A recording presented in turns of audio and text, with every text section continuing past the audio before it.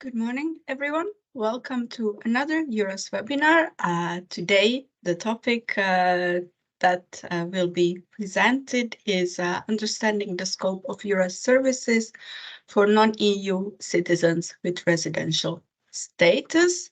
And my name is Eva, and I will be your moderator for today. And let's have a look at what exactly you will see today. So, in terms of agenda, after my short intervention regarding some housekeeping rules, you will also hear from the European Coordination Office a brief introduction, and then you will hear from Professor Izabela Grabowska.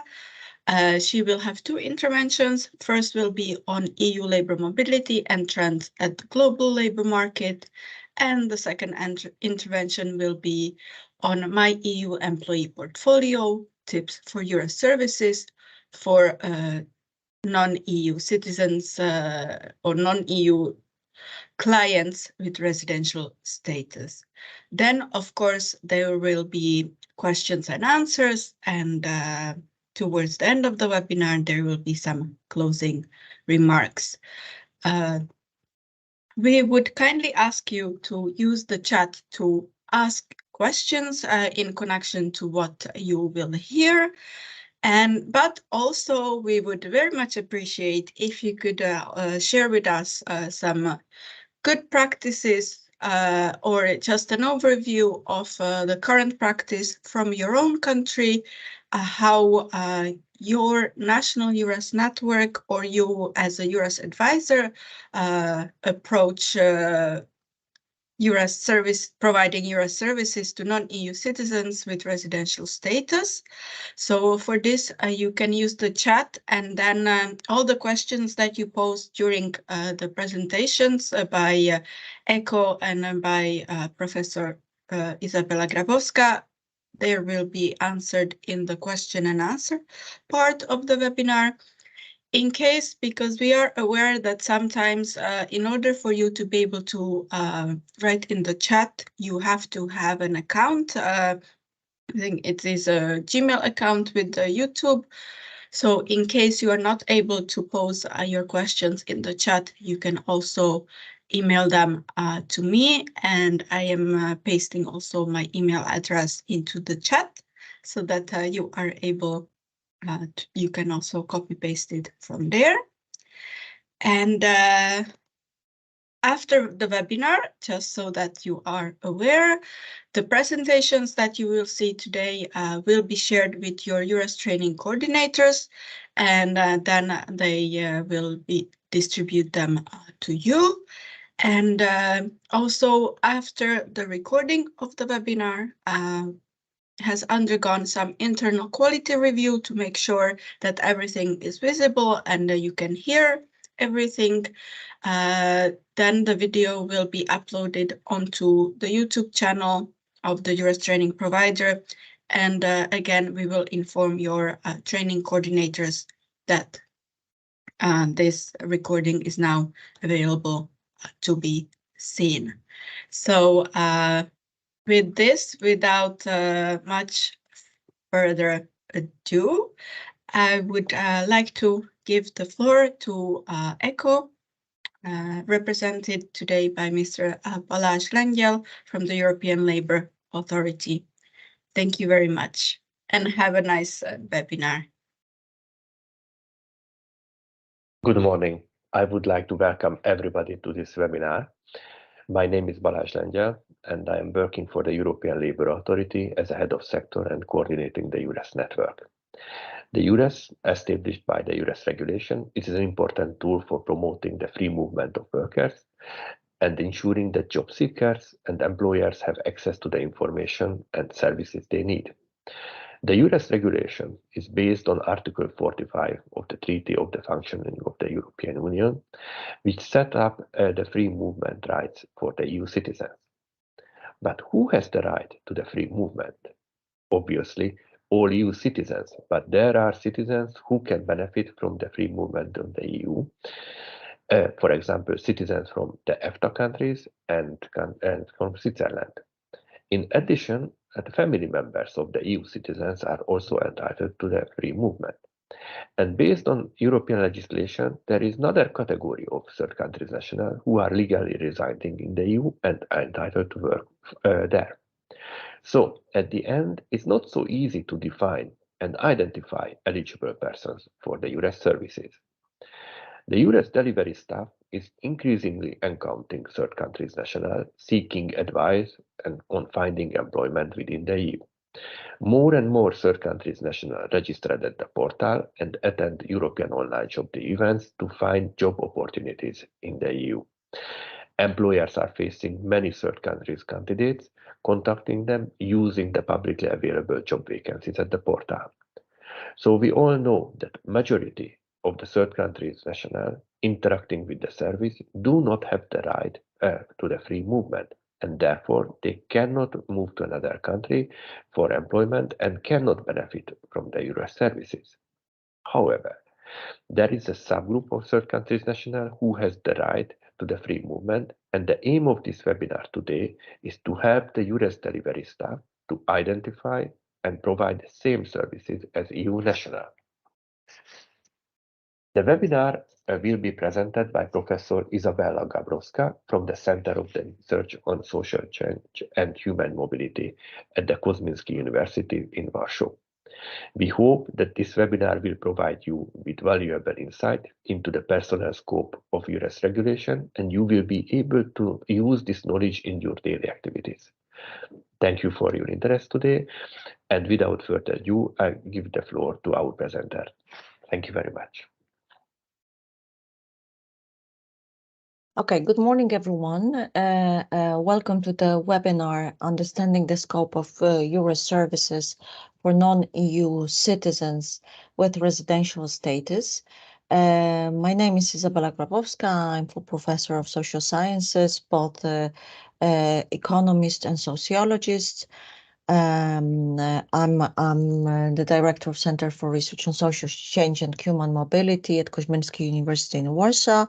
And I would like to share with you today the knowledge-based, but also reflections, analysis, and tips to understand the scope of EURES service for non-EU citizens with different residential statuses, because, as you know, they are not all the same and depend on the duration, but also on the duration of stay, but also in which member state the person is residing. So the main objectives of this webinar is to be able to identify non-EU clients who have an entitlements to a EURES service. This will be those who have a right to move freely around the EU, European Economic Area, and can take up employment with the same ease that an EU citizen can, to refocus on who can benefit and use the EURES service, and to help the EURES advisor identifying these third country nationals who are entitled for EURES service and provide the service. In fact, there are many third country nationals, and I know from European Labour Agency, interacting with EURES service, but they do not have the right of free movement and therefore cannot move to another country for employment. I know that they are a very difficult situation if you need to refuse the service, but then you could direct them for other set of information they are eligible. But before we start really going into various interpretations and digging into who is entitled, eligible for your service, and also how you can rethink your service or refocus your service, let's set up the scene, let's set up the context. I prepared for you very interesting analysis with 5 mega trends in the global labor market, because when we are talking about third country nationals, it means that they arrived from the outside of the EU, and in fact, EU is in need of them. And why is in need? In a moment, I will present these 5 mega trends which EU, but also other parts of the world experience and are in the deep need of third country nationals for their economies, but also for sustaining societies. So there are 5 mega trends affecting labor market and skill shortages, proving the need to rethink your services. There are demographic trends. I know that you can hear a lot about that, especially about the aging populations, but I would like to mention also another trend which goes along aging population, which is about shrinking population, because it's not only that the EU societies are getting older, but they are also shrinking. They are getting much smaller, which means that there will be less hands to work in the labor market and less hands to work for economic growth and less hands to work and to sustain welfare state. The other trend is digitalization. Lately, even yesterday, I took part in conferences about AI, artificial intelligence, but also last week that was a conference by European Forum of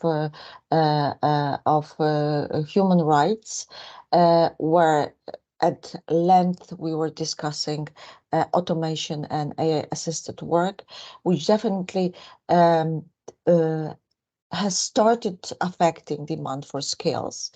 But there are also lots of stories behind it to scare people. And of course, as every revolution, industrial revolution, internet revolution with the information revolution now appearing of AI and especially ChatGPT, which affects lots of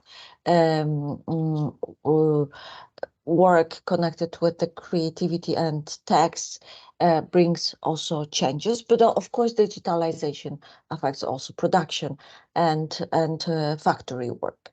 The third trend relates to not catching up with lifelong learning. It's in fact about reskilling and upskilling throughout adult life.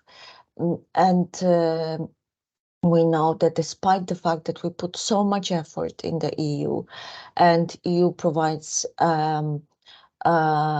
with various opportunities to support the development of various programs in many educational institutions, but also on site. We have also lifelong learning platforms, EU lifelong learning platform. Still, there is no clear effect in the labor market that these people are in the labor market active, and in fact, by their choice, they extend employment activity beyond the retirement time. The fourth mega trend relates to globalization, and that's the old topic with a new arguments. Maybe the arguments are not that new, but we also in the European Union would like to take different approach to that, because we know where low-skilled routine jobs are transferred to countries with lower labor costs, but also skills are brought from origins through labor migration. And then we have these third country nationals with various statuses, various work permits, various residence permits in the EU. Here, of course, with the special focus on legal migration of third country nationals, we're not talking today about irregular migration or refugee migration per se, we are going to mention the temporary protection status, but that's also not the focus of our webinar today. What is important here with this argument that EU refocusing itself also towards thinking that it's great that highly skilled and skilled people are coming. We need them in the EU, but also we cannot drain descending countries.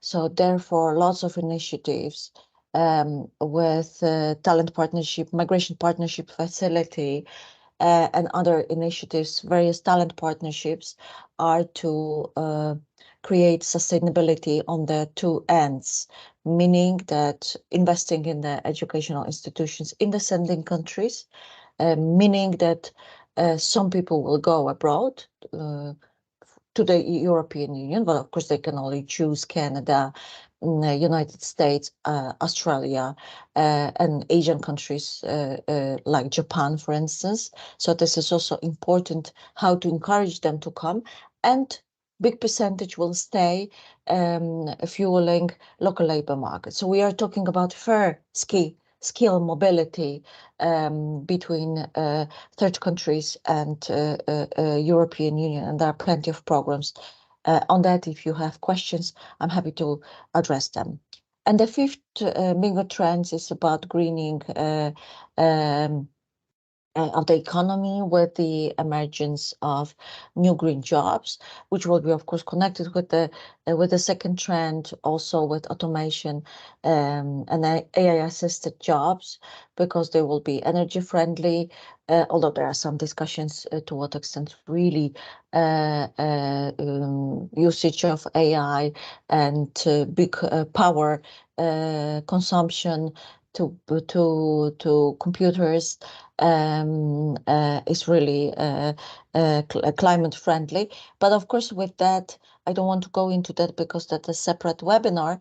But with that, of course, we can expect that new things will happen in the labor market, and definitely we need to also have these specialists, or to retrain or reskill people who were working up until now in non-renewable energy sectors, producing, for example, coal or other fuels towards the greening economy. So all in all, you see that these 5 megatrends, demographic trends, digitalization, non-catching up with lifelong learning, meaning that we do not have these people truly activated in big numbers in the labor market, but also globalization, meaning first skill flow between third countries and the EU, but also greening of the economy changes the landscape of the labor market, which EURES shouldn't be blind and should really take it into consideration, how to refocus and rethink the EURES service in order to address the needs of those who are already in the EU and retain them as talents, but also as those who are actors in transnational spaces, and they can bring something back to their countries as well. Saying that, I would like to talk a little bit, which has been already said in the introduction, that in the regulation about in the regulation of the European Parliament and the Council on the European Network of Employment Services, EURES, workers' access to mobility services and the further integration of labor market and amending regulation, we have Article 4, which is very clear about that member states should give the same access to any third country national benefiting in accordance with union or national law from equal treatment with their own nationals in the field, which means that it is without prejudice to the rules on the access of third country nationals to national labor markets as set out in the relevant union and national law.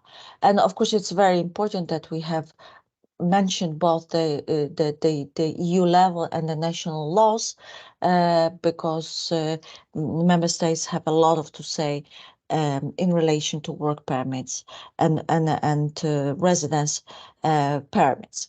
So with the growing interdependency among labor markets, also between labor markets of those of member states of the European Union, it calls for reinforced cooperation between employment services, including those in cross-border regions, including the cross-border regions with non-EU countries, which create, of course, new dimensions for the service. So let's try to understand and how we can go with that, how we can rethink and refocus the EURES service. Before we try to answer this not very easy question, because initially it would be easy to say and give simple answer, but the answer is, in fact, as you know from your practice as well, not that easy. And it would be wonderful also if we are able to make, maybe during Q&A session, that coordination offices can tell us what are their practices, how they serve, in fact, third country nationals who are coming to them, because this varies across various coordination offices of EURES, and every country has, in fact, own practice. So how to identify your third country national EURES client? Just as a reminder, we have various permits, and the aim of the EU was to combine work permit with a residence permit in a single permit, which is based on the single permit directive adopted in 2011, and it consists of a combined title encompassing both residence and work permit within a single administrative act, but based on the common set of rights of third country nationals, workers legally residing in a member states. So this permit is a set of rights that apply to third country nationals who apply to reside in a member state for work purposes, third country nationals who have been admitted to a member state for purposes other than work under EU or national law, who are allowed to work or who hold a residence permit, and third country nationals who have been admitted to a member state for work purposes under EU or national law. In fact, this is wonderful construct, but not that easy to be applied and practiced in member states. Many member states try to do that, but still they issue separate permits, for instance. Then we have EU Blue Card, and the Blue Card got revised lately. So the new revised directive will be in the air soon. For now, we are based on the Blue Card directive adopted in 2009. And it's mostly for highly qualified employment for at least 1 year in the member state concerned. Which again should be easy to travel. Travel is easy, but taking up employment, if a holder of EU Blue Card wants to take up an employment in other EU country, it's not that clear. EU Blue Card doesn't apply to Denmark, Ireland, and of course now the UK. It's clear after Brexit, Ireland and Denmark are not in Schengen zone. Seasonal workers authorization, this is temporary, more so it's clear that people are brought to a specific country, to the specific sector, or even to a specific company to work. residence permit in connection with intra-corporate transfers.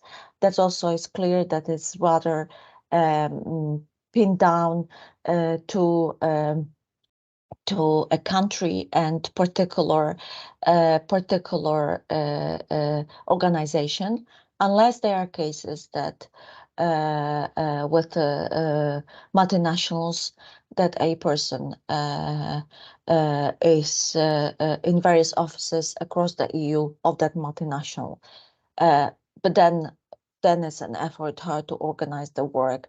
Up until 90 days, it's not a problem. The problem is created when the time extends more than 3 months. And then the last long-term permit, which is based on the long-term permit directive adopted in 2003. And this permit truly gives the rights similar to the EU passport holder. These permits are very valid for at least 5 years, and which means that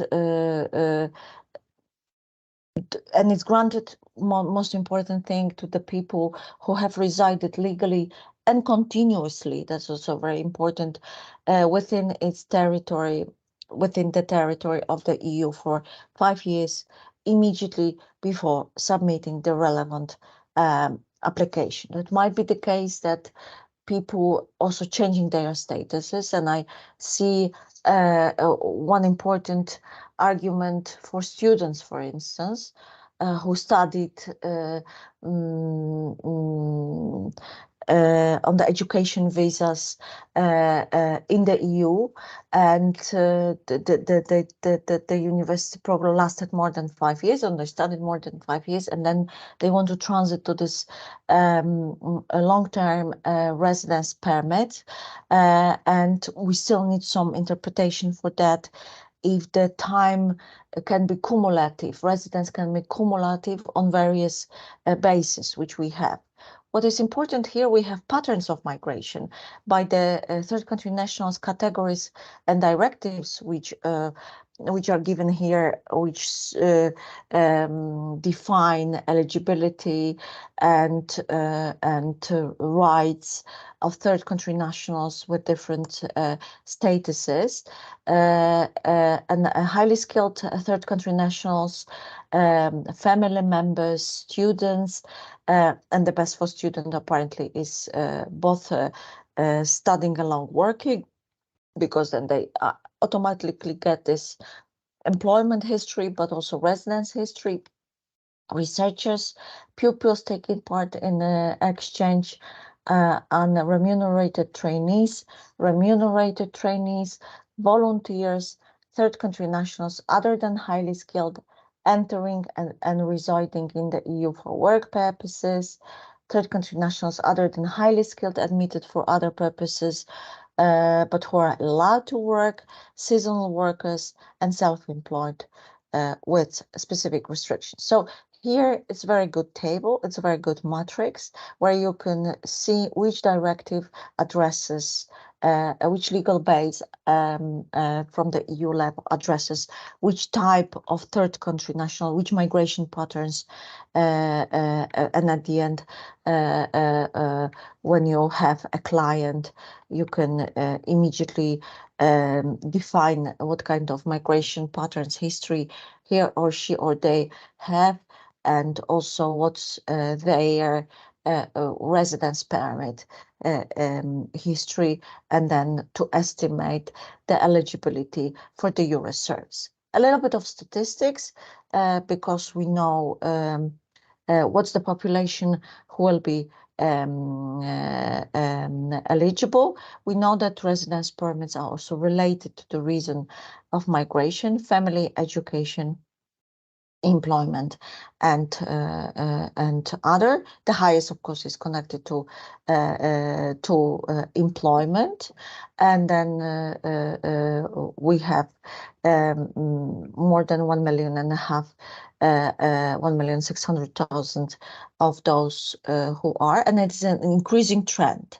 So it means that various programs like EU talent profiles, partnership programs, but also situation in sending countries bring people to work here in the EU. And three other reasons, while family is the second reason, and reunification with a person who works in the EU. We know that the best situation have spouses of EU citizens who are not even obliged to apply for this kind of permits because they have it by their states. Then we have all other reasons which you saw from this table connected to various patterns of migration, and then there's education, which has a slightly growing. It was stable for a long time, and it has a growing trend. And this was a decline here with Brexit, as you might see, with a true Brexit, where many people from non-EU were not. No, and they are eligible for studies in the UK, but the situation has changed. And again, and COVID also played a role here, and then the increase. This also increases again. The single permit procedure in the EU is also very important because it establishes a simplified application procedure and one permit for both the right to work and stay in the EU. And again, we have slightly increasing trends after Brexit, but in many cases rather stable. And you have disclaimers here about also lack of data availability on that with particular member states. And here, as also summing up the statistics to let you know who we have in the EU as third country nationals, and you know the patterns of migration, but also who came from which countries are highly represented, which are less represented in the EU. Of course, the split could be also different, and you can go to your national statistics. That you will see the same, but by your country. Yeah, so then you will see who is the dominating ethnic group with migration background in your country. And of course, countries differs because we have this post-colonial migration flows, or some call even in migration studies post-colonial boomerangs, where big populations have been coming for decades to a country from a specific region of the world. And second thing, of course, it's also connected to a language. Yes, that language is important pull factor to come to a particular EU country.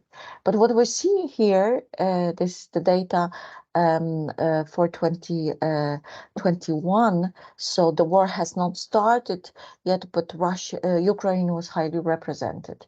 The escalation, I mean, because the war started in 2014, the Russian war in Ukraine, but the escalation started February 24th. Then we have Morocco, Belarus, India, Russia, Brazil, Turkey, China, including Hong Kong, Syria, and United States. So there are top 10 citizenships granted first residence permits in the EU. Very good barometer of seeing who is coming and from which parts of the world. So of course, we have countries affected by conflicts, by wars. Now the situation can even change more, because we shall include the statistics for Ukrainians, but also there are more conflicts in Africa. There is Israeli-Palestine conflict, which brings, of course, new movements. But as we said, that the war conflicts bring different statuses, because they are people who are granted temporary protection, and they are treated differently, or they apply for asylum and refugee status, which are not particularly in the statistics. These are rather legal pathways connected to work, employment, family, which are included into this statistics. But every member state has its own national provisions for work visa in states exceeding 90 days. So EU gives standards, set up the scene, but in fact, every member state can decide. There are, however, some EU directives which grant some rights of movement under certain conditions to non-EU nationals settled in one EU state. Non-EU national who hold a valid residence permit or visa in one Schengen state have the right to move freely within the Schengen area for business or tourists, but stays cannot exceed 90 days in any 180-day period. And the European Commission created this Schengen calculator, where people can also, while defining their legal status, their legal permission for staying in other country than they used to stay, how to count this period. For example, someone is coming, as I said, the situation from multinational companies having offices all across the EU and need to travel work a bit this here and there. So this Schengen calculator can help to count, which, as you see, it's not that easy. If you stay in a continuous time of 90 days, that's of course easy. But if you pop here and there, and then you need to count it, then it makes a little bit more problematic. And also it's connected maybe with the remote work is easier, because then you are based in one country and you can give the work to other countries. But again, we lack legal solutions in this kind of situations, and especially about taxes. Working activities are, however, regulated by specific provisions of each Schengen country, and therefore it will be necessary to check local regulations if a third country national wants to work in a different country for a short or long period. And I recommend you to visit the Schengen calculator, which might help, and it will be important information or tip of information for people also who are not maybe straightforward eligible for your sectors. Let's take one case. Germany is the most advanced country in treating third country nationals, also the most advanced country with talent partnerships, with first skill mobility between sending countries and receiving countries. The German GIS introduced many programs, also setting up educational institutions in sending countries. So this is really the case to learn from. And we have a case that to enter and stay in the German territory, a third country national requires a visa permit in the form of a residence title. It can be one of the following: a visa pursuant to a specific purpose, Schengen visa, student's visa, temporary residence permit as a blue card, EU blue card, a German permanent settlement permit, and EU long-term residence permit. And option 2, 3, and 4 are relevant for foreigners who are looking for long-term stay and work or purpose and economic activity in German as a part of the EU. But in fact, considering work permit in Germany as well and in the EU, except now Ireland and Denmark. Of course, UK is beyond the scope. As it used to be, the long EU term residence permit is the ideal and most powerful residence title close to an EU passport. Apart from that, it lets an intra-EU mobility across other EU countries for tourism, work, or any other means of legal economic activity, which may occasionally be bound to other rules than in Germany. So you have also various situations and statuses in the labor market, which you can see what type of residence, what type of residence you're eligible. So from this logic arguing based also on legal analysis, brief legal analysis, data analysis, a case analysis, it looks that long-term residence permit holders are the closest to the EU passport holders, which means that that they are the most eligible for or maybe the only at this stage for EURES service. Just one brief comment on post-Brexit situation. How is it? Of course, it was different at various periods. The UK citizens were exercising free movement rights. There was a period that there were some voluntary schemes for settled status and temporary residence permit and temporary residence permit was applied, and of course that was also mandatory to obtain settled status temporary residence permit both ways for EU citizens in the UK and British citizens wanting to reside in the UK. And again, a lot depends on rules in place at particular times. So again, the rules of member states applies. Many countries where British citizens were residing prepared special programs for that, like new residence permit for British citizens in Spain after Brexit, because their status after Brexit changed. And that, of course, relates to lots of people who got long-term, especially those who were residing for their pensions or for other reasons. If they used to live there for more than 5 years continuously, they got this status of long-term permits, so they are also automatically eligible to work and travel within the EU. But those who didn't make 5 years, of course, they are treated differently. But again, local rules apply, so you need to also direct these people to national rules. And then the summary and the question for this part: how to distinguish if a third country national client is eligible for EURES service.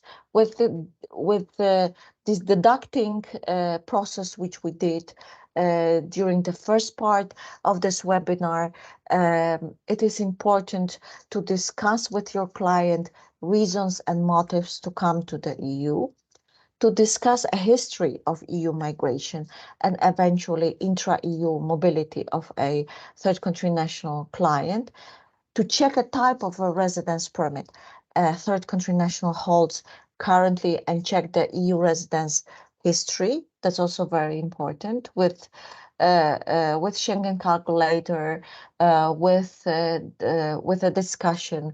If a person had residence history in the past, but then came back to our country of origin, that needs to be discussed. If a person holds a long-term residence permit, discuss which countries are at the scope of interests for intra-EU mobility, for how long, up to 90 days is easy. Inform about conditions of taking up an employment and residence at a chosen Schengen country longer than 19 days, link with a EURES advisor from that country. If a person holds a long-term residence permit of an EU country, they can be EURES served in a similar way to an EU passport holder, but occasionally, again, national member states provisions can be in place.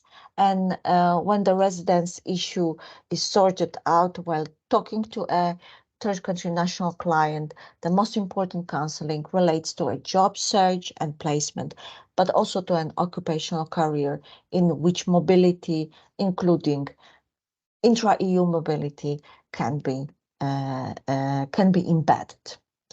And that's the end of the first part of our webinar, setting up the context with 5 megatrends, setting up the legal landscape, differentiating various residential statuses, combined with patterns of migrations, reasons to come, and also mostly employment status, the case analysis of one country with the developed system as based on the German case, and then a kind of step-by-step answering who is in fact eligible for EURES service. So thank you for the first part. In the second part of the webinar, we are going to be more practical. Or I'm going to give you some tips for EURES service for a third country national client by creating or co-creating in your heads my EU employee portfolio. Welcome to the second part. We are at my EU employee portfolio. We are still at the webinar for EURES about the understanding of the scope of EURES service for third country nationals. Or the extension of the scope, or who might be your new or emerging clients.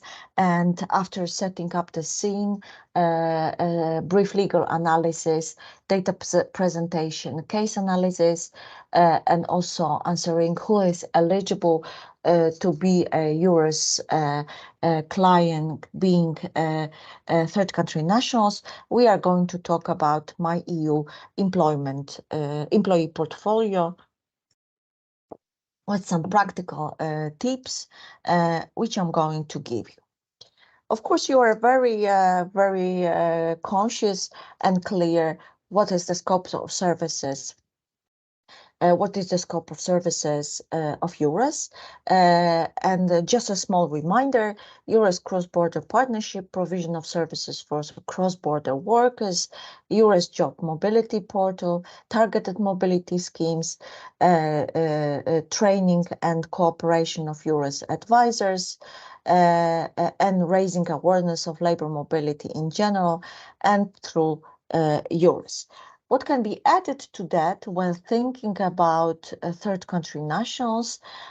It's, of course, to embed them into the current services, because nothing works the best if tested, more than tested, well-checked services.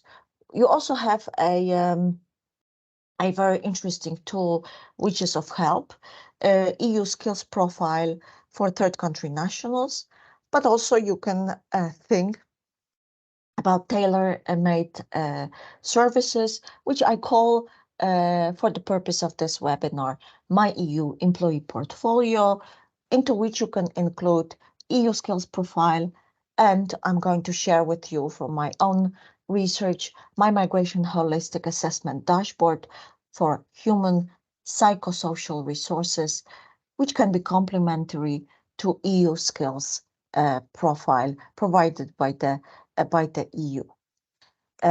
What it is a portfolio, because you are used to having or to advising on CV, mostly on Europass, but portfolio is something which is wider. It's a file. It's occupational file. It's employment or job career file. I know that people do not like this description file career.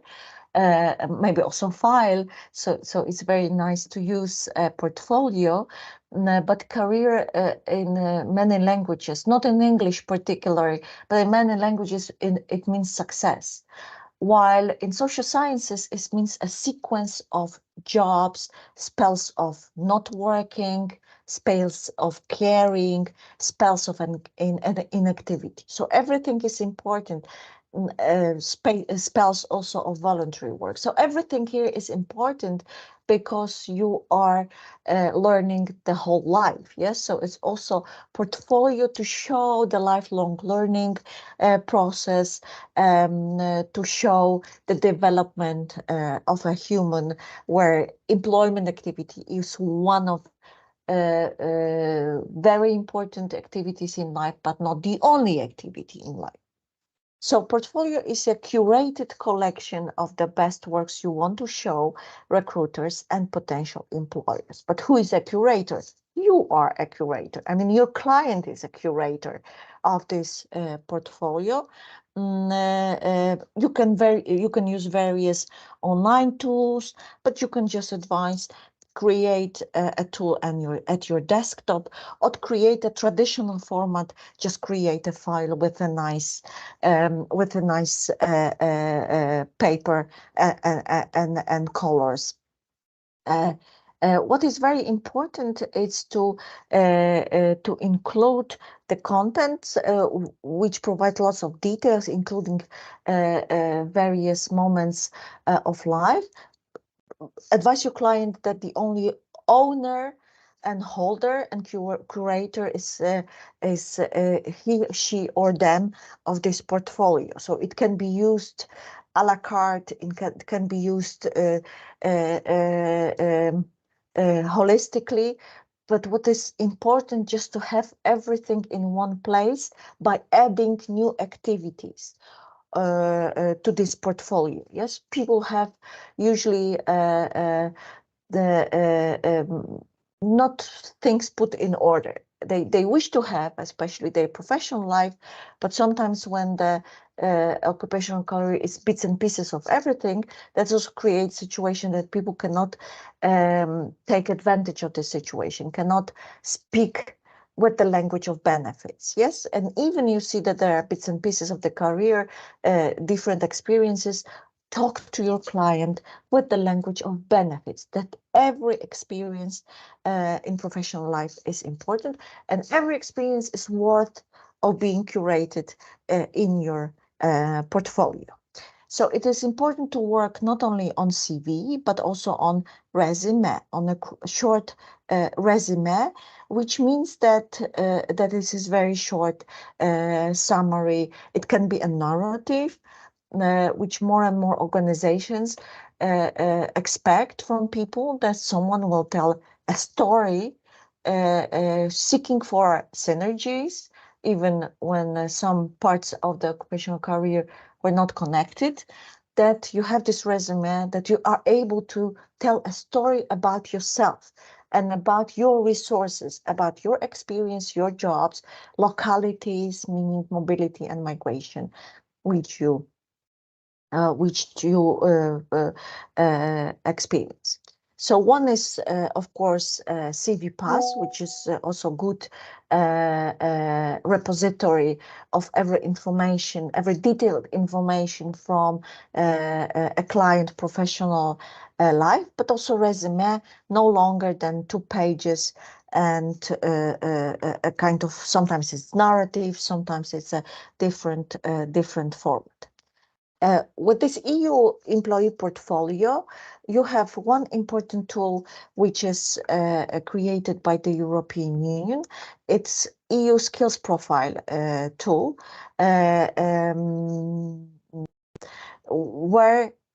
which is mostly not for people who are already in the EU. That's also a very interesting approach, but those who are contacted in the third countries. Yes, so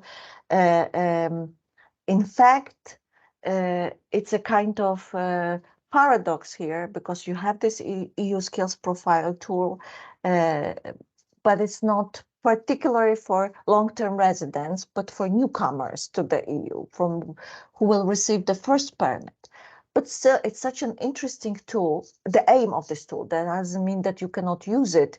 You can use it, but of course, it is meant for attracting skills and talents to the EU from the resources which are in sending countries. So it's also a very important disclaimer for who this EU skills profile tool is.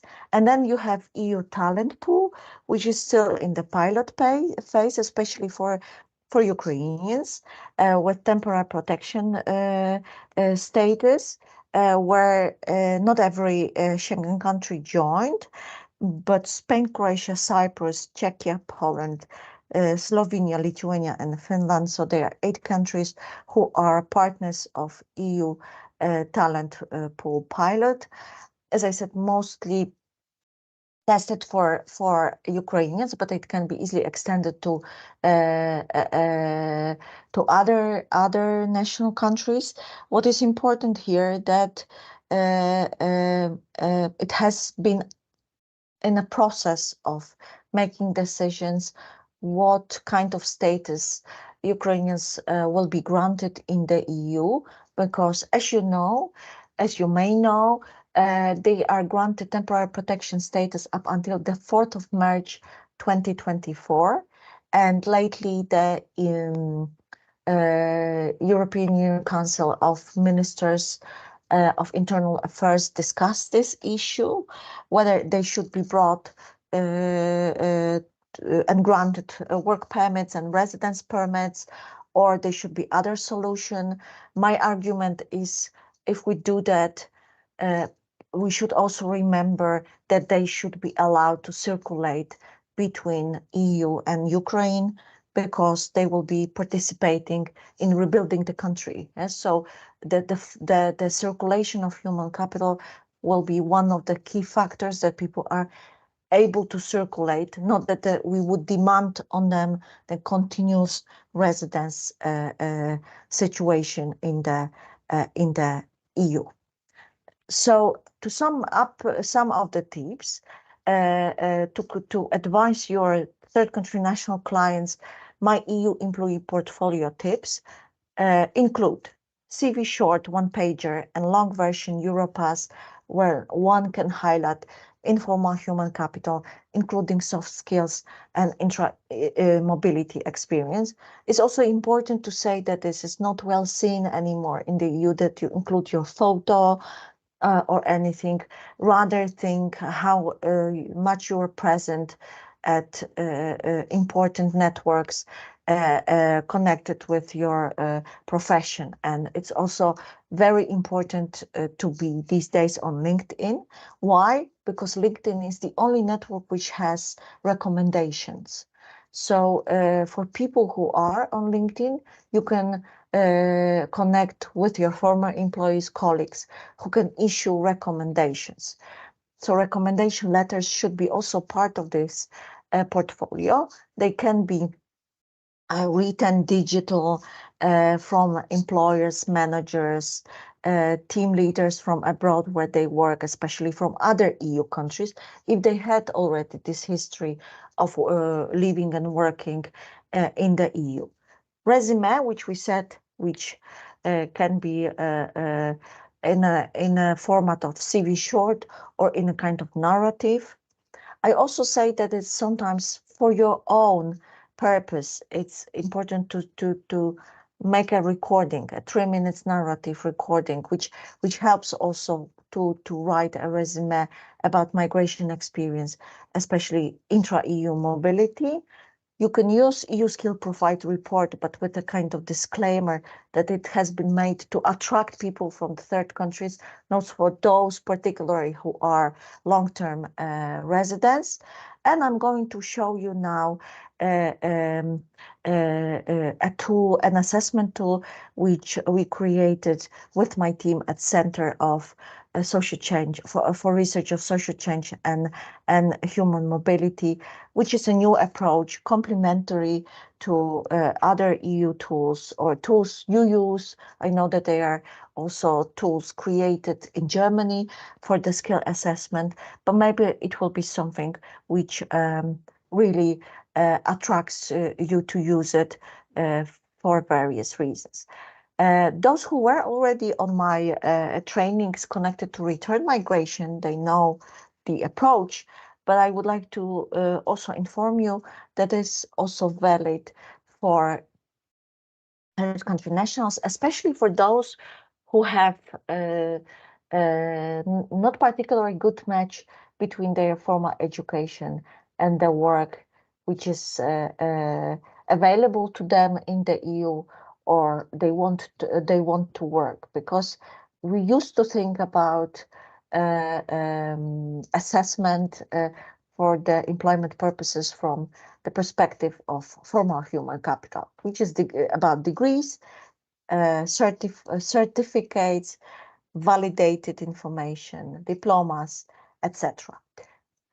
What is important here, I would like to also show you that while talking to these people, it's important also to talk about their informal human capital, non-certified, non-validated tacit skills. Of course, you can tell me, but many of them are culturally specific. I can say yes, of course, and they are not, sometimes not possible to be transferred to the EU at all, or partly transferred. But I also give you an argument that are universal soft skills, social skills, which people have, never mind their cultures. And we know that diverse teams, international teams, bring more creativity and work can work well together. Of course, what is important here, it's recognition of diplomas, qualifications as and skills of a third country nationals. So if a client from TCN is eligible for EURES service, check diplomas and certificates. So check first. Of course, it's important. I'm not saying that formal human capital is not important, but that we do not stop at this point with the assessment.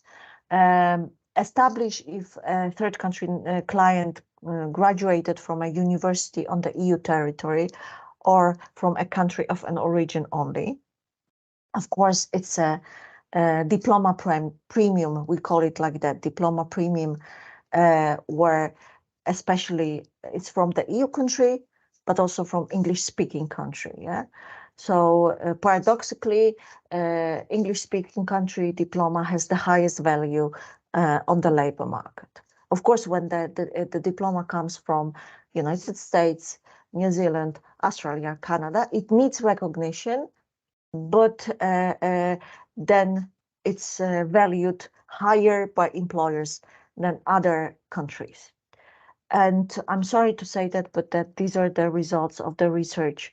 But of course, it differs also to which country people are going and which language they speak. If they speak French, wonderful. If they speak German, wonderful. Also, degrees in other languages will count better there than in countries with different languages. So check if a country of a third country nationals is with ENIC NARIC network. It's very important network because you can obtain a statement of comparability of a university degree, stating how it compares to the diplomas delivered in the EU countries they are moving to. So that's the first step to be checked before the whole procedure of recognition of the diploma. The network still develops. There are new countries to join. If you go to the website of in IGNARIC, Gateway to Recognition of Qualifications, you can check which countries are part of this network. And EU countries work more and more to extend the network and to provide you with the best knowledge about the comparability of and how to obtain a statement of comparability of a university degree. So that's about formal human capital. But we have also informal human capital. We have also psychological capital, social capital, and economic capital. And while assessing a person, it's important to think about all four. Yes, so in this respect, I would like to offer you a tool which is called My Migration. Here is about this importance of informal human capital, which is about particularly about recognition of soft skills or those manual skills which have been not certified, validated. People were working in different settings, and people do learn by observing, communicating, and doing. So these are very important acquisitions, which often it's very difficult for people to prove, especially when they move between various cultural contexts, or they do not remember that they did it in the past in their career. So my offer today is from my own research to go to the dashboard, which is called My Migration.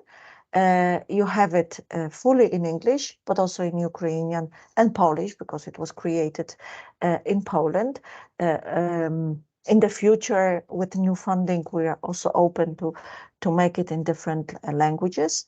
The whole dashboard assessing these various forms of capitals, this holistic human resources went through the approval of ethical research ethics committee, which was a long process, especially with psychological aspects. But it helps you to see where the person is and what are his or her resources. But again, even if a person is scored low with some aspects, like psychological condition is not good or below the average, it's worth speak with benefits and treat it, yes, but there is a space which you should work or address him or her to other institutions. So what is interesting about this dashboard is that there is a possibility to obtain an instant and individualized feedback about your client, about yourself. You can also fill it in as to check it how it works, because even if you as EURES advisors do not have a mobility migration experience, it's also possible to go into path of questions for non-migrants. So there are four capitals which I mentioned with different scales. So where the measure scales were possible, we included them. So you have various aspects, but what is interesting for you especially, I would like to highlight or to draw your attention to informal human capital, but also to psychological capital, personality measure, Big Five, which is mini scale in this, reflexivity and perceived social support in this respect, but also social and civic involvement. But for you, the most important thing, formal capital, human capital, you see from CV, from diplomas, degrees, certificates. This scale for informal human capital and psychological capital, which consists of very interesting aspects because it's about resilience, it's about self-efficacy, optimism, and hope. So there are new measures which are not included in any other available free assessment and new formats of assessments, and lots of information about your client for yourself to deliver job counseling. So human capital, we are talking about informal human capital. What you can measure here, there are cognitive skills, working knowledge learned informally through observation, communication, and action. It says us about capacity to learn. So maybe many people who are coming from third countries are not fully in line with the expectations and the demand of the labor market of an employer, but they have capacity to learn. Soft skills, which are personal people skills, internal reflexivity and social interpersonal. Manual skills, manual, technical, non-validated, non-certified, acquired and practiced. Life skills, dispositional and management skills, which are indirectly related also to equality of life. Then we have measures for psychological capital. It's positive psychological state of a person because it comes from positive psychology. It's about self-efficacy, which allows you to make the effort necessary to succeed in tasks that require effort.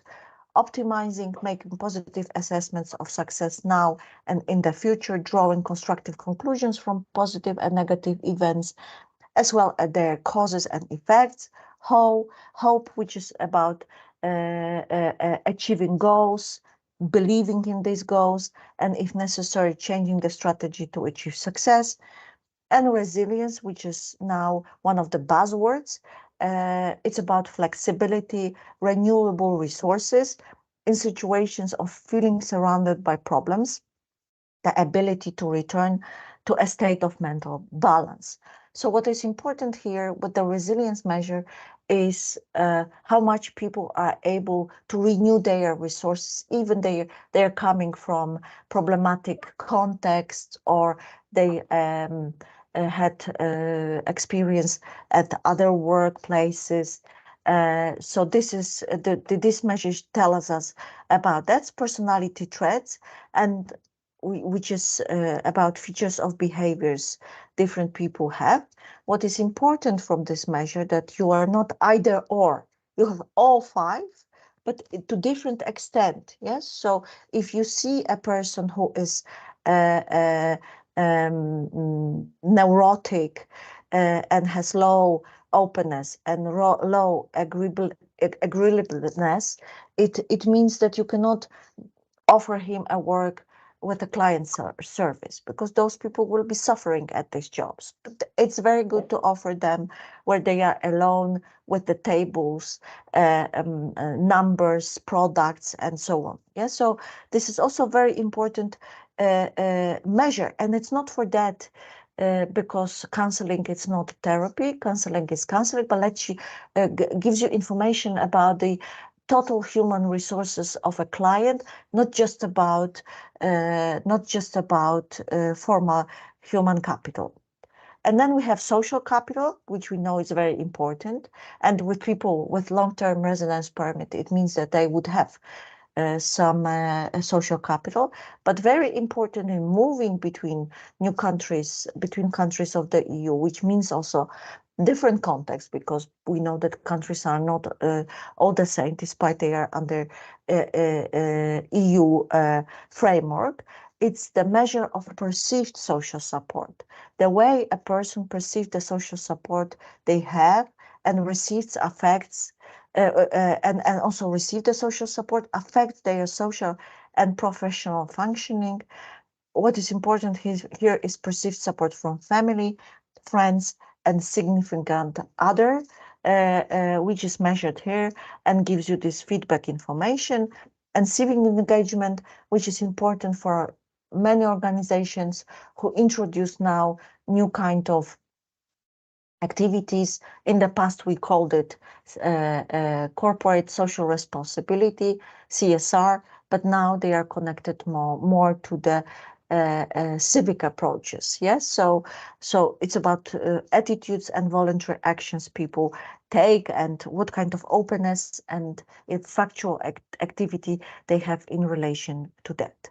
With economic capital, we have questions about managing money and financial literacy and stability, but they are not international scales.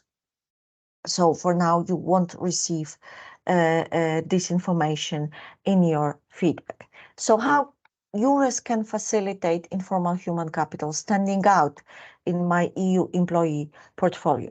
Adding relevant skills to migrant CV and resume, include the terms most closely related to the job in the resume, especially in the description of your work history. What people also do, they use standardized CVs, which they wrote, prepared a year or 2 years ago, do not adjust every time a CV for particular job offer, which sometimes means that the CVs are mismatched to a certain degree with the job offer, because in the CV a recruiter cannot find the answers to the requirements formulated in the job offer.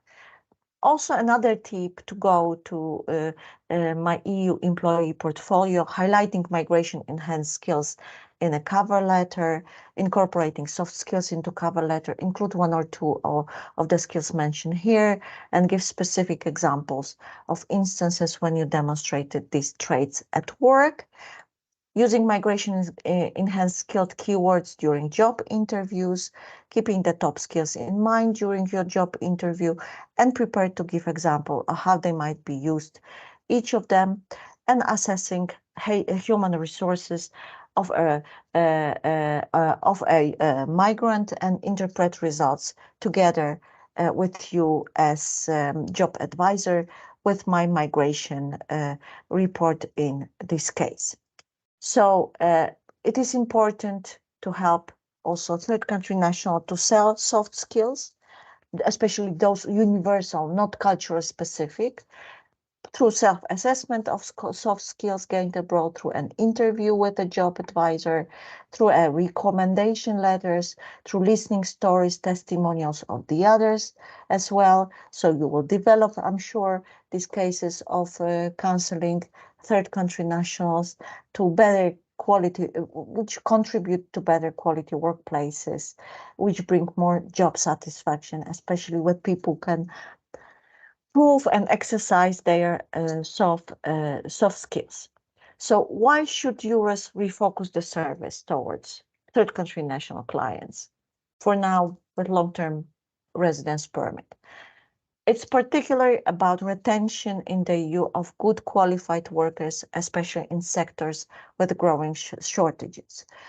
Retention of talents, including international students, to enhance innovations in the EU and to build the competitiveness of the EU economy, and to participate in a global first key flow, because we know that many of these third country nationals, especially skilled ones, live transnationally. So it means that they bring back also something to their countries. But in the best cases, in the cases of Germany, countries participating in talent partnerships, and they build up also educational and vocational training institutions in the sending countries.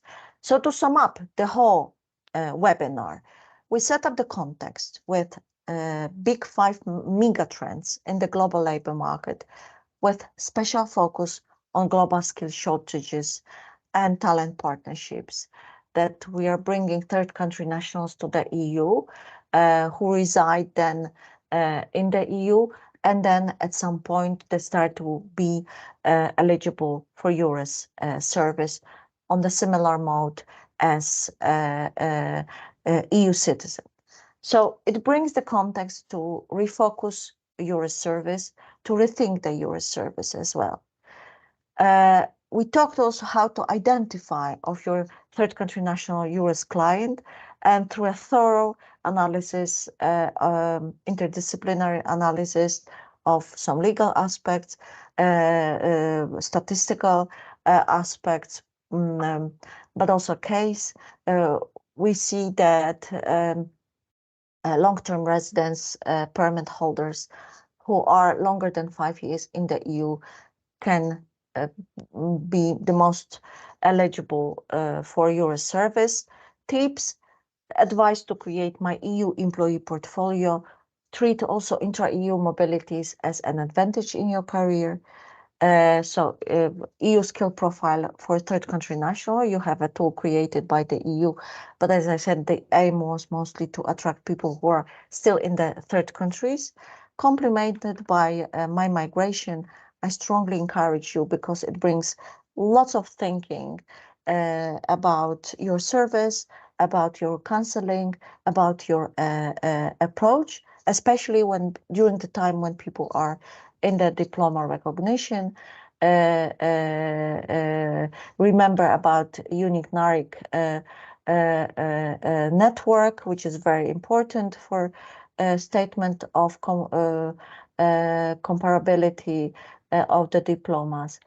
This is a process, so also calm down your client that they are in the process, and the whole career is a process. And even more interesting when you are changing context, countries, and culture.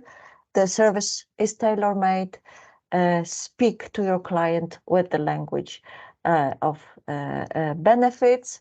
That's very important. Try to assess human resources holistically while thinking not only about formal human capital, but also informal, like soft skills and non-validated manual skills, but also psychological capital, especially resilience, but also personality traits and perceived social support. And the last but not least, why EURES can do all this? Because of the retention of skills in the EU, who is suffering from skill shortages, demographic decline, but also shrinking and aging population, and also have in mind first key flows that EU has this policy not only to drain, but above all to sustain the flow between sending and receiving countries for the global sustainability goals. So for now, I invite you for the question and answer questions, and especially I'm sure that you have some detailed questions about the content you just listened to, but also I would like you to answer the question: what are your takeaways from this webinar? What are your thoughts? Thank you very much.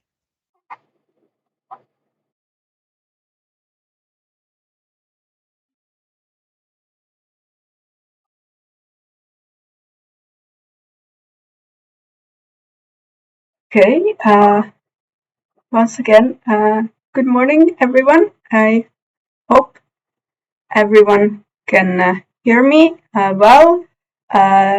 Perhaps now we will have need to wait a few moments as we are gathering all our speakers for the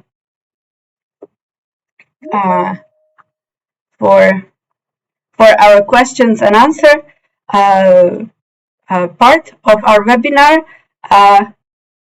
Hello, Isabella, can you hear me? Hello, yes, I have two. What shall we do?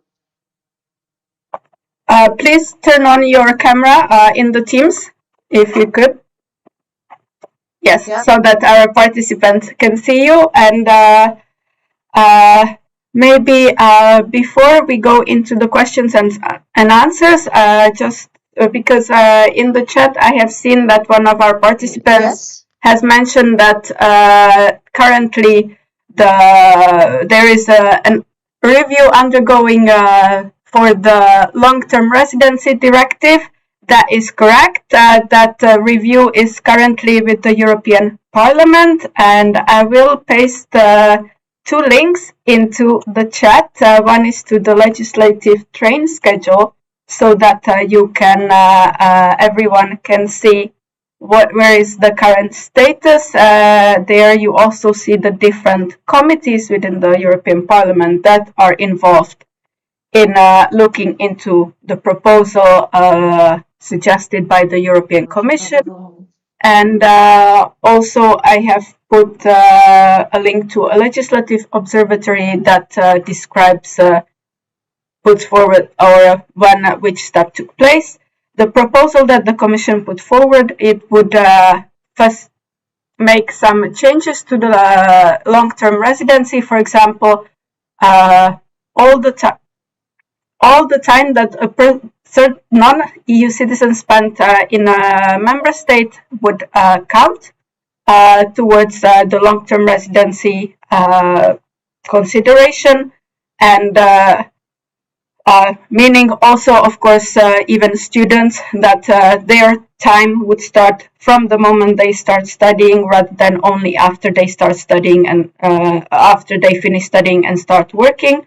So that is one suggestion. And another suggestion was to introduce harmonized length to obtain the long-term residency status, but of course this will depend on how the negotiations within the Parliament and then between the Commission, the Council and Parliament will go. So for this, I would suggest for everyone to keep their eyes open. And yes, so now we can go to questions and answers. So we have here Professor Grabowska. Also, for now a bit hidden, is Jean McQuirk from the European Labour Authority representing ECHO. She is preferring to be more of a silent observer. Nonetheless, if there are any specific questions, ECHO can also step in. For all our participants, of course, if you have any questions, please put them in the chat. We have also received a few questions before the webinar in writing. So thank you, Ana Margarida. And thank you for also sharing with us the current practice, how it is in Portugal. So for everyone else who is with us, please, you can of course use the chat to share or to ask your questions, but if you want, you can also share your current practices. So, for example, in Portugal, Ana Margarida has mentioned that there is a very open immigration law that also includes job search visas, and of course, most applications that EURES Portugal receives to their job vacancies are from third country nationals, and that currently the practice is to allow them to participate to Work in Portugal webinars and events. Yes, so far we have only received this current status or current practices from Portugal. So I would ask kindly everyone else if you could share it in the chat. Also for the question and answer session, we are joined by another person from the European Labour Authority, by Ms. Ekaterini Sila, who is a senior labour expert within ELA and ECHO, and whom you may have seen at ECG meetings and maybe some other EURES trainings. But now, going back to questions,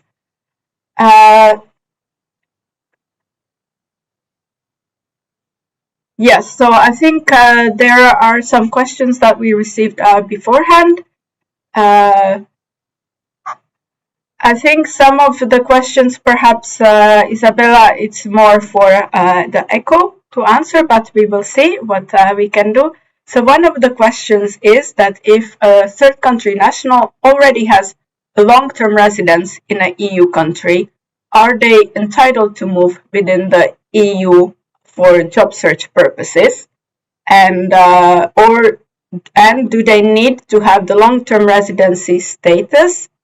And if the participant has a long-term residency status in one of the EU member states, if this is automatically recognized in other member states.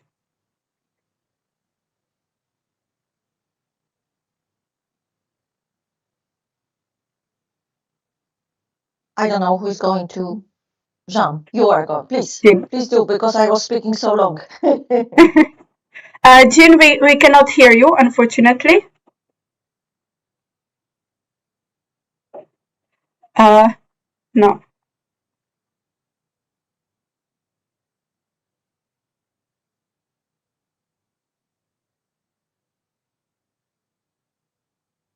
Okay, so Jean is having some technical issues. I just want to say from my side, I'm sure Jean has more detailed information and more legal interpretations. I'm an economist and sociologist, so I'm not a lawyer, but I did my best to try to interpret it, especially Article 4 and the practical solution, especially while being 2 weeks ago in Brussels and discussing with various stakeholders that in principle, long-term residence permit should give various recognitions in the EU, and therefore holders of long-term residency should be treated as EU passport holders. But we know, in fact, that still it is not that practically applied. I mean, that countries still take their own provisions and their own practices at first. But of course, according to the law, long-term residence holder has all the rights of the freedom of movement and therefore using EURES service, but always we need to consult member state provisions in relation to that in order not to go into pitfalls with our client in relation to this. So to a certain degree, it's a little bit double work sometimes, but I would recognize to check it beforehand by your service as is interpreted now, as it has been said at the very beginning of this webinar, but also you have the legal base in Article 4 about the EURES services. This person should be eligible for all the services, free movement, and similar rights. Of course, not all, but similar rights as EU passport holders. Okay, thank you. Perhaps, Jean, have your issues been resolved, or is it still? Okay, I do not. Yes, now we can hear you. Okay, yes, I've got a new. I've got a new headset. You can hear me. We can hear you, but we cannot see you. It's probably preferable. Okay. Oh, here I am. Yes. Thanks, Johan. Yes, I've completely lost the last 10 minutes of what's going on. So I'm sorry. Is there? I missed Isabella's answer. Yes. So she mentioned that. Well, I think in the chat we have that it is actually not Article 4, but Recital 4 of the EURES regulation that states that non-EU citizens who have a long-term residency certificate or status in one national member state, they should be treated as, if not equal, nearly equal as EU citizens. However, that of course each member state may have some caveats to this. Therefore, it is always best to check with the counterparts in the other EU countries within the EURES network to see what is the correct answer before advising the client to go to the other country and look for a job. Yes, I suppose overall, I mean, they have the right of free movement and access to the labour market. But as you say, and it could be something around maybe recognition of qualifications, or it could be that could maybe need. And I thought that was good advice, Isabella, when you pointed that out around the recognition of qualifications, because that could be the barrier to them taking up work. But it's the fact of identifying who has the right to move and access the labour market in equal right and to the same extent that an EU citizen would have. So that really is what, to me, that recital 4 is about. But as I say, there are difficulties or differences when you get to national level. Mm-hmm. Okay, thank you. There is also a question in the chat and asking what challenges do European employment services face in the process of integrating non-EU migrants or citizens into the European job market? I don't know, perhaps Isabella, if you would like to. Yeah, the most important challenge is one, of course, to collect orderly all the documents which are required. That's why my advice was to create, maybe together with the EURES advisor, this EU employee portfolio or whatever you call it. But the most important thing is the attitude of EU employer. Yes, how much they are prepared also to employ third country nationals, how much they know the legislation and regulations in order not to discriminate third country nationals. So my message here is not only that EURES advisors focus only on third country nationals, but also on employers who are willing to employ them, because I would say sometimes they create invisible barriers, invisible walls, which are not there. Of course, sometimes it's a long process, as John said about diploma recognition, certificates, the recognitions. That's why this unique NERIC is very important for this comparability, what is there. And the more regulated professions, the more specialized professions, they are more, the process of recognition is longer, especially with the medical staff. We know the IT staff is very easy, but with the medical staff, it's very complicated. But if we follow with a client this history of being in the EU and what they did in other countries, it's also very important to show even each country has own procedure of diploma recognition, because we know that we do not have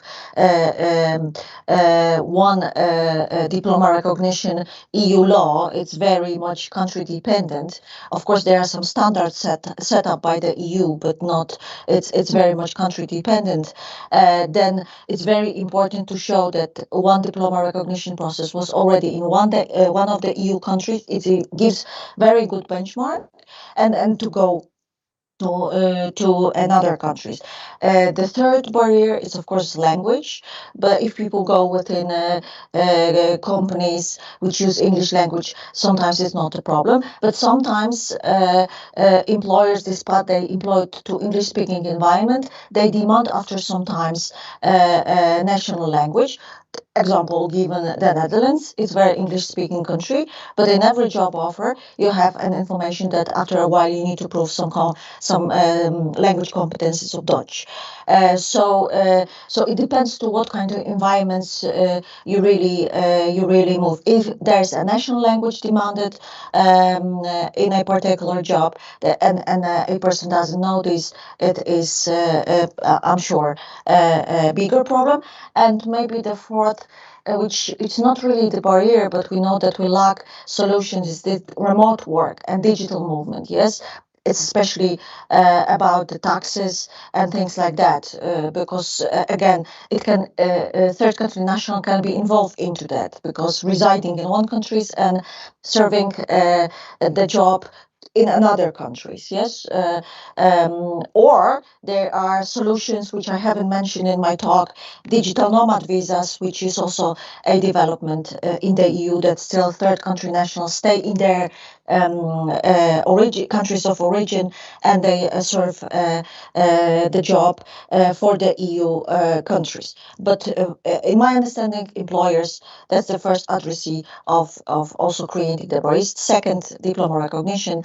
Third, might be connected to remote job, language remote job, and the general education about who is eligible for what, and that staff standards and legislations is there. Okay, thank you. I see that now in the chat we have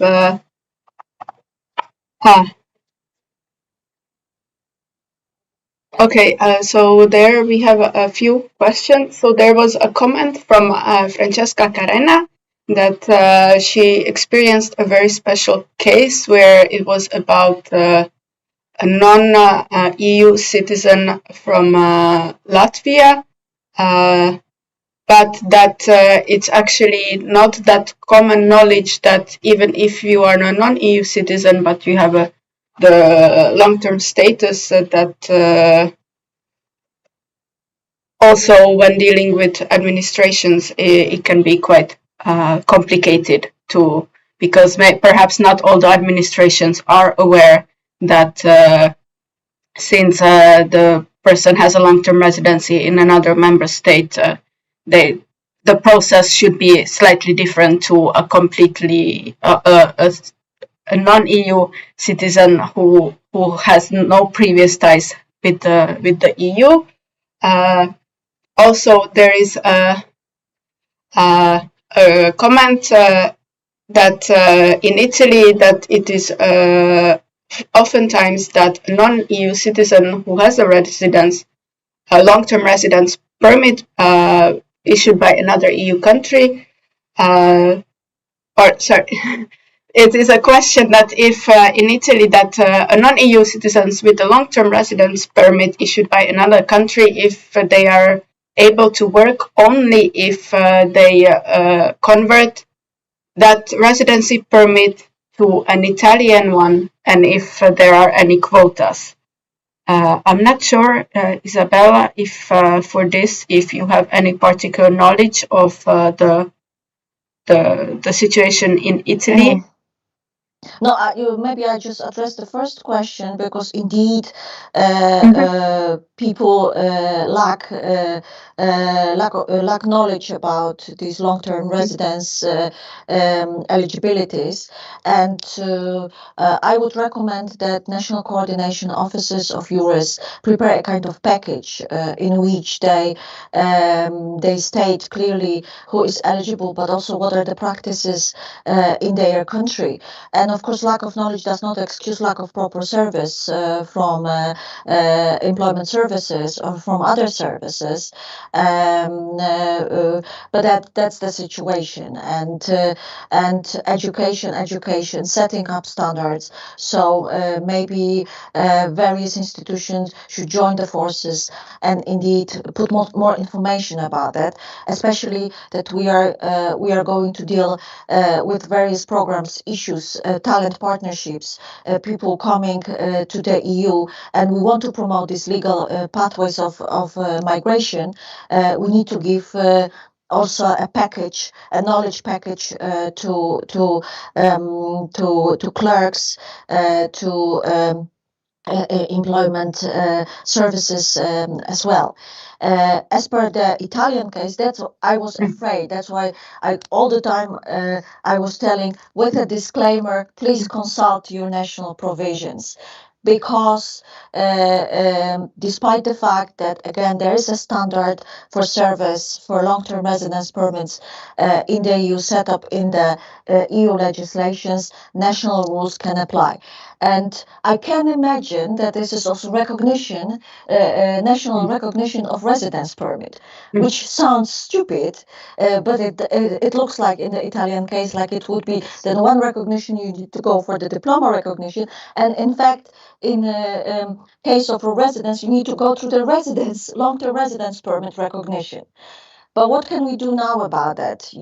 Long-term residence permit directive is also in the process. There are some solutions already, as we saw in the chat, and I knew also from the meetings of the EU Council that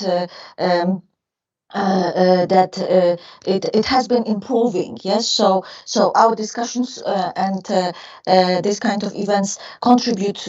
What shall we do? What shall we do better?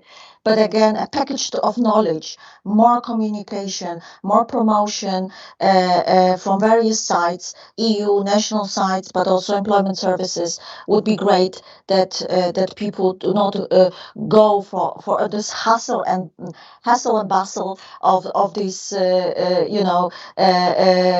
residence permit recognition, along with qualification recognitions and work permit recognition. So it can be not a joy of using the freedom of movement in the EU, which is the biggest magnet. Please also be reminded that the EU is one labor market among various labor markets like United States, Canada, New Zealand, Japan, who brings especially highly qualified and qualified people to their labor market. Yeah. So one of the biggest advantage of the EU is that after 5 years you are eligible for free movement and you can live in various EU countries. It's incredible magnet, but it should be really kind of smooth, not a kind of burden for a person who wants to move.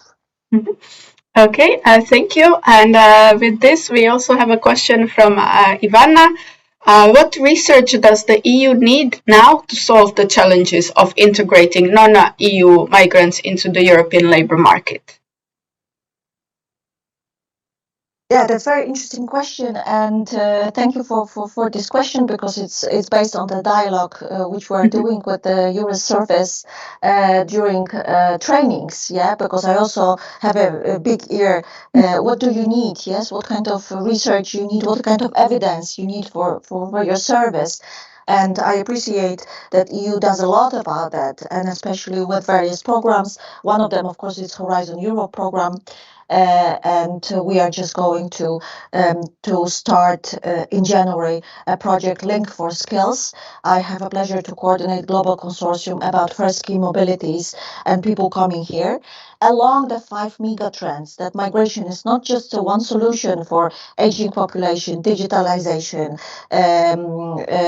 lifelong learning programs and their effectiveness, and greening economy, but just one among various factors. Yes, so the research indeed is needed to say that we are not only looking through the perspective of migration, but treating migration and especially promoting legal pathways among other factors. And we know that the political climate in the EU, while talking about migration, diverted into talking about irregular migration, asylum, and refugee migration.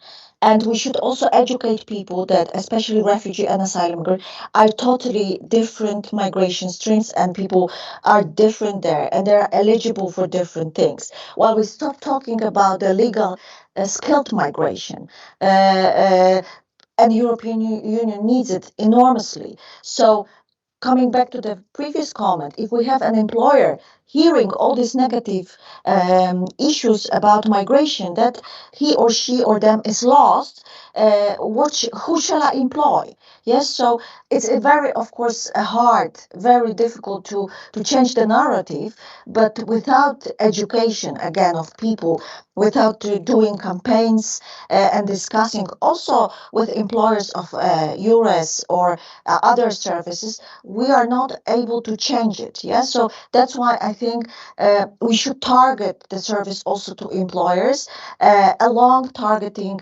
clients. Okay, thank you.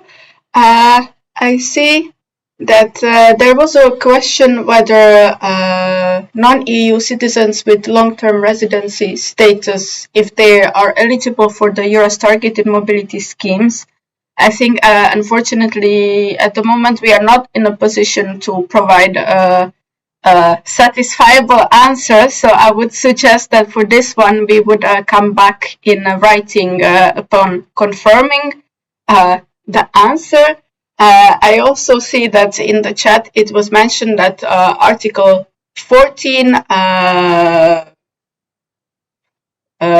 14 in bracket 3, of the Long-Term Residence Directive gives the right to convey a labour market test and use national procedures. for the non-EU citizens with long-term residency permit. Also, exactly, but yeah, practice of it looks different. Like we saw it or we read in the Italian case. Yeah. So yes, one is a standard, mhm, which should be, of course, executed, but the practices are sometimes very difficult also to be changed. Yeah. yes, By national practices. So my advice, because you expect also tools, is to when you are on your annual conferences with the coordination offices, talk about it, set the standards, prepare a package that you can refer to it, work out what is your national practice, and then juxtapose it with the legislation and how far is it one from another, and that it will be very good reference point to rethink the scope of service and to rethink the practice. mhm. Okay, thank you. There was also a comment, and I think you mentioned it, that for the non-EU citizens with long-term residency status, that there are a few countries that have an exception to this, if I'm not mistaken, and that is Ireland and Denmark. Correct? Yes, I see nodding. Okay, yes. So for Yeah, this, because of the Schengen provisions. yeah. So for these countries, of course, if you do have clients who are non-EU citizens with a residential status in your own country and would be interested to move to Ireland and Denmark, you have to advise them that these two countries are even more special case, and that perhaps it will be slightly more complicated, and that it will be a longer process that But I'm not yeah. sure about, I don't know, John, if you can comment maybe more on that. But as my experience, I used to live in Ireland for 4 years, so I know Ireland very well. And I studied there many years ago, of course. But the point is that these countries are very open. So again, we need to consult EURES. What is their practice? Because one is the thing that they are not in Schengen, but we can cross the border with our IDs, yeah, despite the fact that officially we should show passport. So it might be the case that they really follow the practices and conveying the rights. It's easy because these countries recognize long-term residence permits without any problem. Yeah, so knowing the Irish policies, especially policies for integration, which means that they go into the mainstream of the public policies of Ireland, I would say that first consult your EURES colleague in Ireland and Denmark, and then see if there are really the differences because of Schengen, or the practices easy conveying the rights to Ireland and Denmark.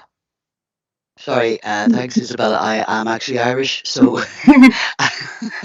I know. you worked that one out, yeah, despite my name. But yeah, and I would have developed a lot of training around this thing for the Department of Social Protection, whom I'm actually employed by, and they have responsibility for the PES and for EURES. So you're right. I mean, Ireland is, fully signed up to free movement, except when it comes to the third country national. We don't have a blue card. We don't.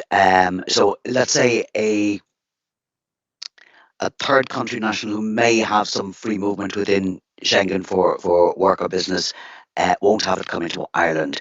But that's pretty much, let's say I'm in an EU citizen moving with their spouse who may be a third country national. There isn't a difficulty with that person having access to the labour market. So although yeah, there are differences coming to Ireland because we're not in Schengen, but Irish EURES advisors can always still benefit from this course because they may be sending people, intra EU to other member states. So, but there's not being in Schengen, just as far as this is concerned, that's the only sort of situation where I could see it causes a problem is when the long-term resident third country national wants to come and work. Yeah. Okay, thank you. There is, I think, one more question in the chat, and then we slowly will need to start closing the webinar. So it is mentioned that recently, or maybe not so recently, that there is a whole new service line has emerged around the employment of non-EU nationals within the EU, and that there is a lot of now intermediaries who focus on providing job offers, particularly to this demographic, and provide them in support in employment. Is there anything that how should EURES look at this, or how should they treat these intermediaries? If you have any suggestions. I would say first check what are the country practices in terms of subcontracting services. If these intermediaries are on the official list of recruitment agencies, usually the ministries of labor run this kind of official lists by recognition of these agencies. But again, EURES is a public service. So if there is any collaboration in place, then use it. If there is not, don't use it. You know, there are so many, of course, also fake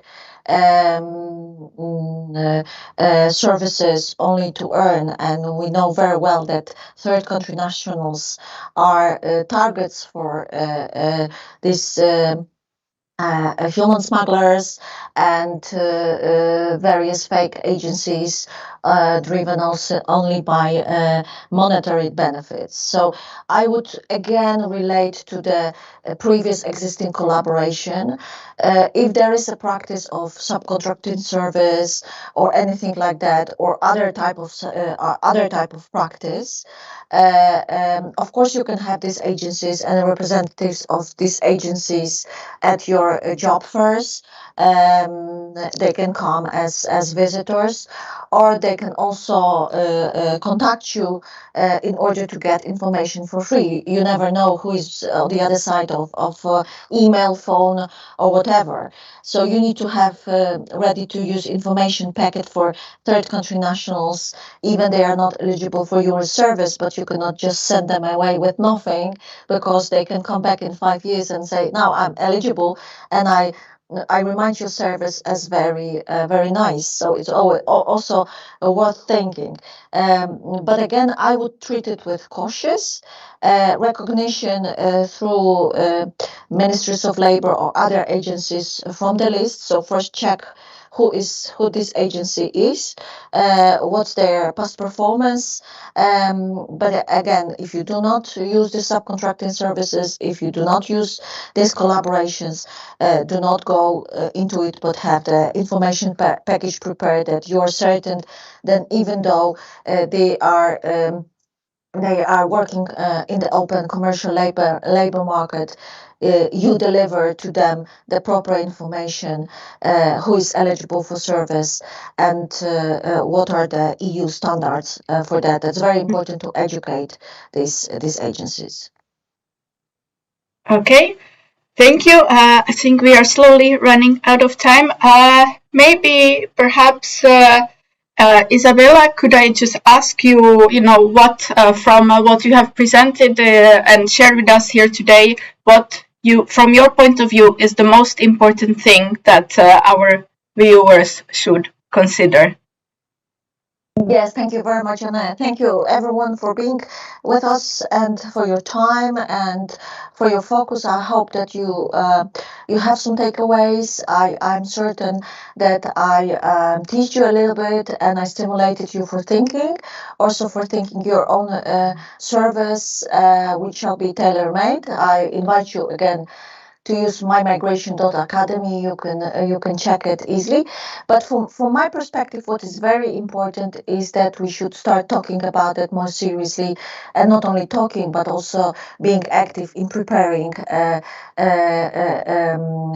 clear information and clear interpretations. So one thing is, again, to discuss the things in the coordination offices, what are the practices and how they are juxtaposed with the standard, with the EU standards. Second thing is that we need clear interpretations, either from DG Home or from ELA, about who is eligible, and also it will be very good to set up the standards, how to convey the status, the long-term status, that again coordination offices have this package of information, how to convey this status without the hassle of the recognition of the resident status, not only the recognition of the diploma, although I know that EU keeps working on that to make it easier and smoother, but it's not that easy. So for me, what would be very important, going through all this information, legislation, data, it would be great to have clear interpretations, and also to give this knowledge and more more tools to coordination offices and as such EURES advisors who work with the clients. And also we shall start thinking about the best targeted activities for employers who at the end are on the spot because they employ third countries nationals, and if it's too difficult, they wouldn't go for that unless they are really in need of employees who are not in the market. So there are many things to do, but I'm very happy that we keep continuing with all these directives and conferences. I'm participating with European Mobility Expert Network, and I know that this discussion is also on European Migration Network. I'm happy also that we keep thinking with EURES, and I'm happy and thank you for all these questions which co-create interpretations, and above all, which is the biggest value of this kind of meetings and your trainings, that we are able to share knowledge, experience, and practices. So thank you, Eva, also for organizing this webinar, for facilitating me, and for facilitating us. Thank you, Jean, for being with us. John, for being with us, but this is French name, and also Ella for continuing discussions and thinking about this issue. Thank you very much. Okay, thank you. Jean, is there anything that you would like to add? Again, we cannot hear you. Right. Yes. So, I don't know how many headsets I have plugged in. Yeah, no, I'd just like to thank Isabella for, it's always a very interesting topic, but you not only gave us sort of the legal thing, but you gave us some nice tools to work with. I think I enjoyed the Q&A here, and I think I agree with you that it's also a two-sided coin, that the knowledge has to get to the employer as well, because and knowledge and people understanding their rights and us understanding obligations are one way of keeping workers and employers safe. And so thank you again, and yeah, that's it from me. Okay, thank you both for being here with us, and I would also like to thank our viewers that have stayed with us, even though we are now going a bit over the time indicated. Before I close the seminar, maybe just because I saw one more thing in the chat, that now, of course, EURES contains also not just public employment services, but also private employment services and other partners. So I think that is another added value that your national networks can use, because then you can also, when you are meeting and discussing this particular topic, you have different points of view also, for example, from more of the private sector that can also help you. With this, thank you all very much for staying with us. I am now pasting in the chat the satisfaction survey that I would kindly ask you if you could spend 1 or 2 minutes to fill it in. And there will be another EURES webinar next week, which will be done by my colleagues at EY. So nonetheless, we will see all of you. And with this, I wish you a nice rest of the day.